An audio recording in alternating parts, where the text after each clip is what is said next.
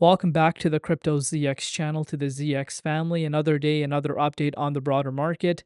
So let's take a look at what's happening with the broader market as we are going into Friday morning. So if we're looking across the board, December 4th, we did see a little bit of a minor pullback for the broader market. As you could see, a lot of coins down about 4 to 5%, depending on, what coin you're looking at. But again, the broader market, as we could see, is seeing a little bit of a retracement. And we're going to kind of touch on, what's really going on. But if you kind of zoom out and take a look at the broader market's price action pretty much since the beginning of the week, December 1st was a little slow, but pretty much since December 2nd, we've seen this upwards trajectory. We're seeing a little bit of a pullback right now across the board. But before we get into any further, as always, just a quick disclaimer: anything on this channel is not financial advice. Always do your own due diligence and research when you are investing in crypto. So, if you're looking at the valuation at $3.2 billion, we're down about 1.2% on the valuation side of things. Volume is decreasing as well.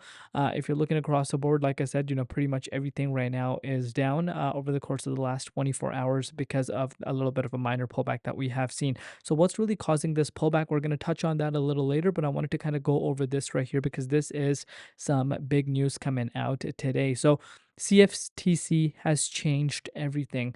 Yes, you can already buy Bitcoin ETFs like IBIT on regulated exchanges, but the Bitcoin inside those ETFs still come from unregulated crypto markets.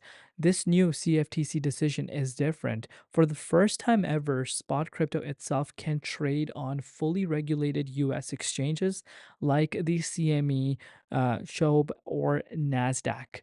This means spot crypto trades on the same regulated venues as S&P futures, oil, gold, and FX. Institutions can trade actual crypto. So like you can actually go and buy crypto and you're not buying an ETF. And banks and pensions that were not allowed before can now participate, and the underlying market becomes federally regulated. Crypto gets integrated into the US financial system, not just wrapped around it. And again, we talk about regulation on a day-to-day basis. We talk about how US is trying to become, the global hub of the crypto markets, and moves like this really takes it into that direction. And this itself, a few years back, if this happened, I would say like maybe 7, 8 years ago, you would have seen the market reacting in a really, really bullish way. But market's maturing itself again. Valuation compared to 7, 8 years ago to now, there's a big difference. Of course, we were sitting in the billions back then, and now we're sitting at $3.2 trillion, and that's considered a bearish market. So that should really tell you how far this market has come, especially when you kind of look at it from that perspective. That right now we're sitting at $3.2 trillion, and that is considered bearish. But back in the day, when we were approaching these 1 trillion mark, 2 trillion mark, things would be looking very exciting. A lot of bullish momentum, a lot of excitement. But it's a complete opposite of that. But it should really show you how far this market has really come. But let's take a look at the Bitcoin dominance index first and foremost, and then we'll kind of go into Bitcoin. And again, when we talk about these things, obviously, you got to keep the altcoins into perspective as well. So if you're looking at the dominance, again, if you're an altcoin holder, dominance is something you want to be paying very close attention to on a daily basis. You could see for yourself dominance. Obviously, I talked to you guys about from December 3rd has seen, this downwards trajectory. But if you could see for yourself over the last 24 hours, we've seen a little bit of an uptick. But this shouldn't really be coming as a surprise to you because Bitcoin has seen a little bit of a minor pullback that has pretty much caused the dominance, pick back up.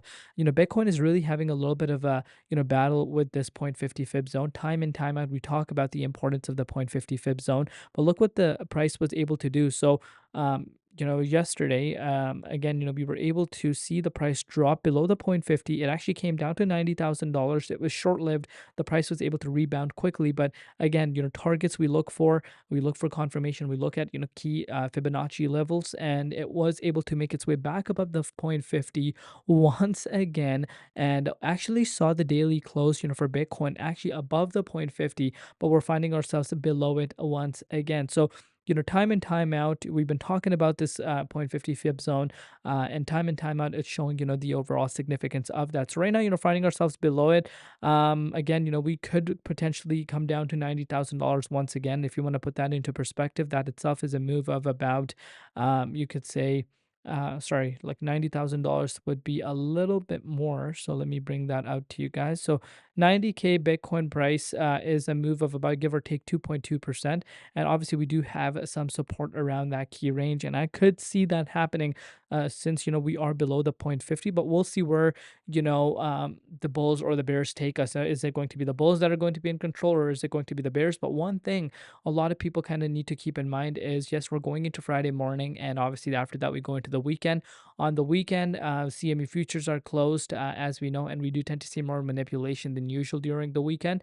But also, one thing you guys want to keep in mind is next week we do have the FOMC meeting coming up. So, are we going to see the market kind of getting itself prepared? Usually, what we have seen in the previous FOMC meeting is that market kind of starts correcting and kind of pricing itself already in for the FOMC meeting rate cut, meaning market has already pumped up prior to that, has already reacted going into the FOMC meeting, and then you tend to see some choppy levels a day before or even the day of the FOMC meeting. Could we see that happening? Again, I'm kind of taking the previous times into consideration.